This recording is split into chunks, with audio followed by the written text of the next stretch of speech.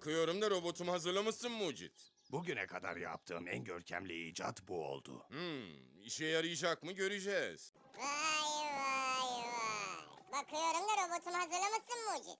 Bugüne kadar yaptığım en görkemli icat bu oldu. İşe yarayacak mı göreceğiz. Vay vay vay.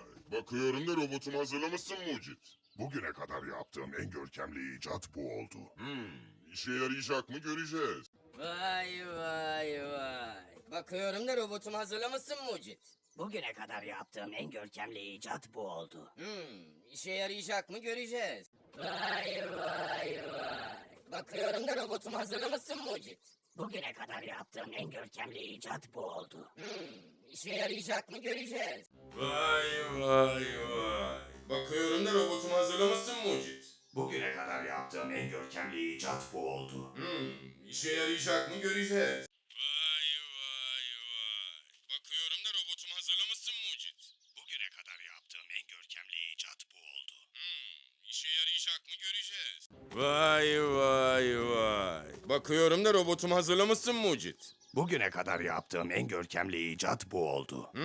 İşe yarayacak mı göreceğiz. Vay vay vay. Bakıyorum da robotumu hazırlamışsın Mucit. Bugüne kadar yaptığım en görkemli icat bu oldu.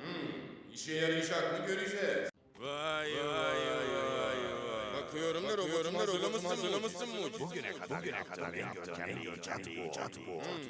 İşe yarayacak mı göreceğiz. Vay vay vay. Bakıyorum da robotumu hazırlamışsın Mucit.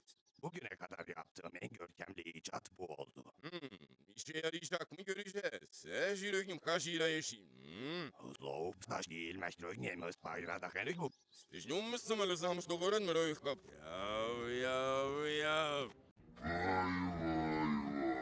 Bakıyorum da robotumu hazırlamışsın Mucit. Bugüne kadar yaptığım en görkemli icat bu oldu.